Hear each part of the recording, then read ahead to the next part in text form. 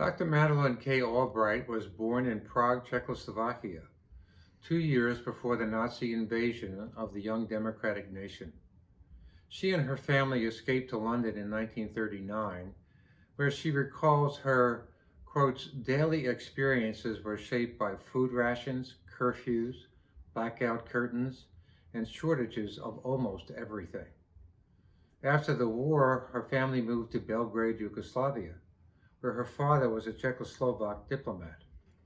In 1948, they were granted political asylum in the United States after the communists took over Czechoslovakia. By the time she entered Wellesley College on scholarship, she had watched world affairs unfold from a front row seat. She earned a bachelor's degree in political science from the college and went on to earn a master's and doctorate from Columbia University's Department of Public Law and Government. Soon after graduating, Dr. Albright entered politics, serving first on the staff of Maine Senator Edmund Muskie, then on President Jimmy Carter's National Security Council. Dr. Albright joined the faculty of Georgetown University in 1982, where her extraordinary support for higher education continues to this day as a professor in practice of diplomacy in the School of Foreign Service. In 1993, President Bill Clinton named Dr. Albright the U.S. Ambassador to the United Nations. She has worked tirelessly throughout her life to advance international cooperation, calling globalization, quotes, the interconnectedness of the world in the 21st century, close quotes. In 1997, she stepped into her best-known role as the 64th and first female Secretary of State. A trailblazer throughout her life, she was the highest-ranking woman in the history of the United States government at the time. As the country's top diplomat, she was a fierce advocate for human rights, the spread of democracy, and the creation of civil societies in the developing world. Dr. Albright's work was just getting started. As president of the Harry S. Truman Scholarship Foundation, she inspires our brightest young people to pursue careers as public service leaders. As chair of the National Democratic Institute, she promotes democracy and free and fair elections around the world. She has written 7 books. In 2012, President Barack Obama awarded her the Presidential Medal of Freedom, the nation's highest civilian honor. At the ceremony, President Obama shared one of his favorite stories about Dr. Albright. Quotes, once at a naturalization ceremony, an Ethiopian man came up to her and said, only in America can a refugee meet the Secretary of State. And she replied, only in America can a refugee become the Secretary of State, close quotes. Her powerful voice continues to be heard on the principles she has championed throughout her life's work: democracy, international cooperation, education, and human rights. These values reflect the distinguishing characteristics of our own Holy Cross education: the courage to take risk, an international perspective, and the commitment to provide educational opportunities for students of all backgrounds. Today, we honor Dr. Albright, whose extraordinary personal journey and life's work have inspired not only the St. Edward's community, but people all around the world. Her contributions reflect our own mission to help our students confront the critical issues of society and to seek justice and peace. In recognition of lifetime achievements that include upholding freedom and human rights around the world, St. Edward's University is proud to proclaim Madeleine Albright, Doctor of Humane Letters, honoris causa.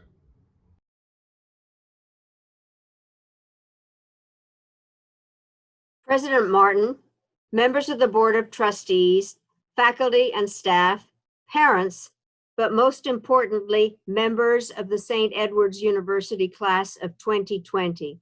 Greetings. I'm sorry that we could not all be together in person to celebrate this momentous day, but I'm grateful to still be able to congratulate you on achieving an important milestone. When you reach a certain age, and I can attest that some memories grow a little fuzzy, but I do not think any of you will ever forget this experience. I'm grateful as well for the honorary degree. As the class of 2020 well knows, a degree is a precious thing. It is very satisfying to work hard and earn one. It is an utter delight to receive one simply for showing up, or in this case, logging in. Now, obviously, this is not how any of us expected to be marking this occasion, but these are extraordinary times. Many of you probably feel great uncertainty about what comes next. If you're like me, you hate the feeling of not being in control. But one virtue of living a long life is the sense of perspective it brings. Humans are a resilient species. Over the decades, we have survived an abundance of trials, including tragedies both natural and man-made. We will survive this, and when the new normal does arrive, your generation will have an opportunity to make it better than the old. In some ways, you're better prepared than anyone because you have lived 21st century lives. Unlike many of us, you are literate in technology. You have a global outlook. So despite the difficulties, you should move forward with the confidence that the education you received at St. Edward's has helped prepare you for what lies ahead. That's because this university instills in its graduates a sense of common purpose, a belief that the challenges facing our world require, and I quote, thoughtful minds, caring hearts, and clarity of leadership. St. Edward's has long prided itself on its strong sense of community, forged out of the incredible diversity. From the moment you became Hilltoppers, you began the process of learning about what is outside you and what is inside you as well. This is important because from this day forward, you will have to rely not on grades or guidance from professors to tell you how you are doing and where you stand. You will have to rely instead on an inner compass, and whether that compass is true will determine whether you become a drifter who is blown about by every breeze, or a doer, an active citizen determined to chart your own course, question your assumptions, and when necessary, sail unafraid against strong winds. And right now, you are facing a major storm. I'm often asked whether I'm an optimist or a pessimist. I reply that I'm an optimist who worries a lot.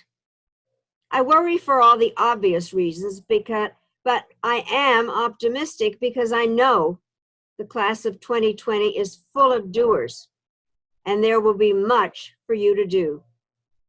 Your generation has an opportunity to ask more of yourselves, to reflect on your relations with one another, and to think critically about how to improve the social, economic, and political structures that shape your lives. The social contract is broken. It will be up to you to repair it. So as each day passes, I ask you to think about what you're learning about the importance of science, international cooperation, public-private partnerships, and investments in the preventive health, emergency preparedness, and online education. Looking abroad, is there a need to rethink our place in the world? Here at home, Have we assigned a proper worth to the teachers, care providers, sanitation professionals, transit workers, and other everyday heroes who supply the services and resources we cannot do without?